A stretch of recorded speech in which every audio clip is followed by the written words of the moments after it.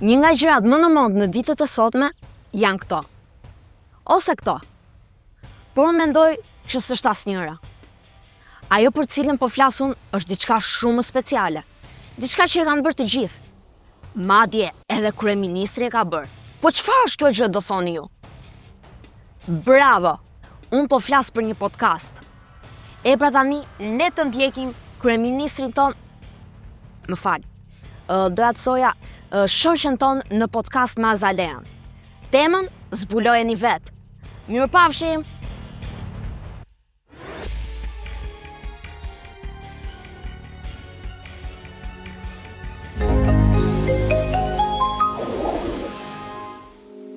Mirë mbrëma, mirë të Mikesha.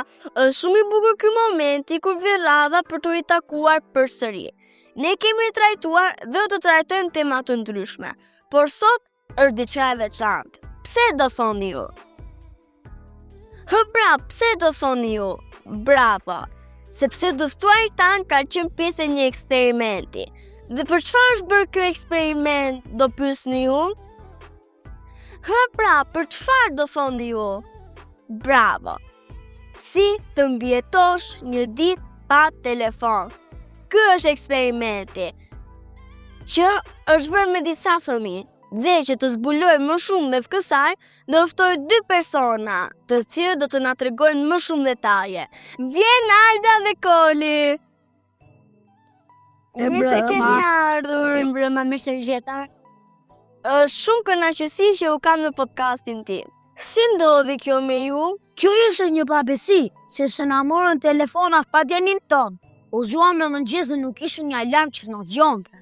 Po, unë u zgjova nga mami, që është më e bezdishme se alarme, dhe fillova të flas me morin.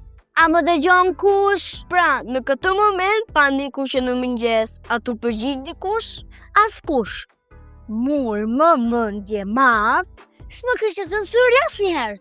Pamja nga dritarja ishte interesante, s'kisha parë ndonjëherë. Po, çedo, u përpoqa shumë herë t'i bëja scroll, nuk lëvizte fare imazhe. Një mëngjes pa ndryshe për ju. Po mirë, si vazhdoi dita? Pasi e pan që ne po stresoheshim, na thanë, dini jashtë në obor të luani. Me dolëm se s'kishim zgjidhje tjetër, por dhe aty, shumë boring, pa telefon dhe wifi. Ishte diell shumë i fortë na vërboi, më duhej patjetër të përdorja opsionin brightness down, por edhe kjo mundësi nuk ekzistonte. Po mes jush, a pati në debat? Po, normalisht, sepse ky fliste tërë kohës. Se dhja që ishte ka slavazani mafte.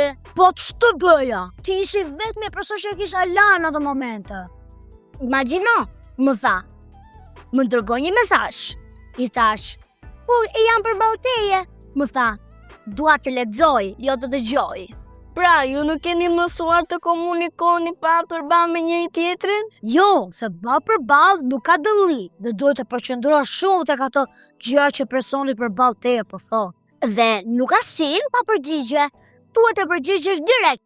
Presioni madh moj motër.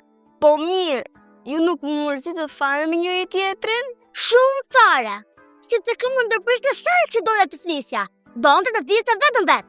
Po ç'do bëja që nuk e kisha opsionin mute në ato momente? I thash, rri mirë, që do të bëj blok. Më tha, po shi, do më futesh në dollap. Pra, ju po më thoni që nuk keni para zgjidhur të bukur në këtë eksperiment? Më vjen turp ta them. Por, ne luajtëm lëra që nuk e dija që ekzistonin. U morëm me koftën, bodhëm lule të reja. Edhe pse pak e mërzitshme ideja që duhet presë shumë që ajo lulja të bëhet e madhe dhe të rritet. Ndryshe nga lojërat tona në telefon, që bimë të rriten për një herë. Po, dhe unë e kuptova që Koli po argëtoheshte shumë, sepse këtë herë e pash fytyrën e tij të vërtet ku ishte i lumtur. Dhe kur u mërzitshte, kur unë fitoja ndonjë lojë, sepse deri dje e kuptoja fytyrën e tij përmes emojive që ai më dërgonte. Pra, mesazhi është i thjeshtë. Ndonjëherë telefoni na lidh me botën, por pa të ne lidhemi më shumë me njëri tjetrin. Po nesër do na i kthendi telefonat? Po, Sepse kësaj legje të bukur, mbas se ndonjëherë mund t'i mbarojë bateria. Unë mendoj se tani ka ardhur fundi. Të gjithë ne kemi nevojë për të kalikuar. Do të shihemi në të radhës, të dashur miq. Hugs!